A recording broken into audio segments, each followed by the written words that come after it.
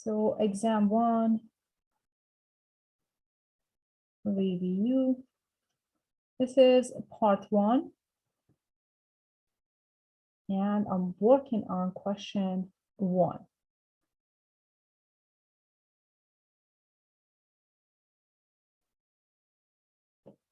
So question 1 says, solve the following. We have dx over dy equals to negative 4y squared plus 6xy divided by 3y squared plus 2x. Well, to solve this differential equation, we'll check to see if it's separable, if it's linear, if it's exact. So one by one is pretty much mechanical, and then try to solve using substitution.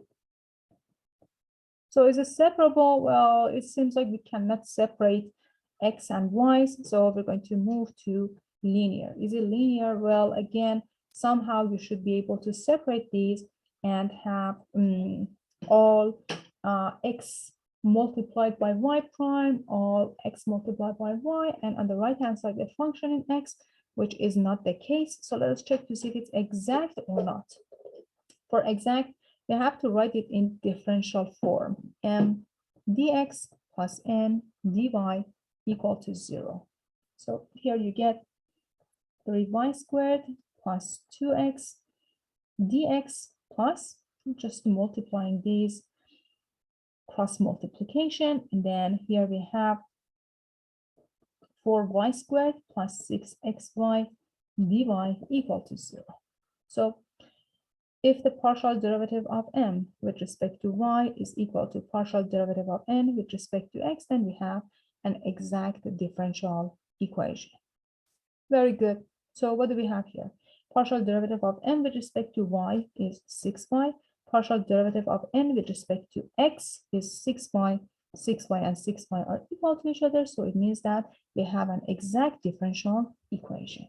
So since it's exact, it means that we can find the solution by taking the integral of m with respect to x, 3y squared plus 2x dx, which is equal to, well, 3x y squared plus x squared plus a function in y. Guys, the constant of integration cannot be just c. It must be a function of y. When you're taking the derivative with respect to x, this derivative is 0. That's why in general we write it as gy. Now the partial derivative of f with respect to y must be equals to n. So we're going to take the partial derivative of this quantity with respect to y, which is, well, 6xy plus 0 plus g prime of y, and set it equals to n itself, which is 4y squared plus 6xy. So we don't need any parentheses. Very well. So what do we see? This is 6xy, 6xy, they're opposite of each other, you cancel out. So g prime of y is 4y squared, or g of y is the integral of 4y squared dy. So g of y is equal to 4/3 y cubed plus c. Since we found some part of this function, we plug that in to the rest, and you have the solution.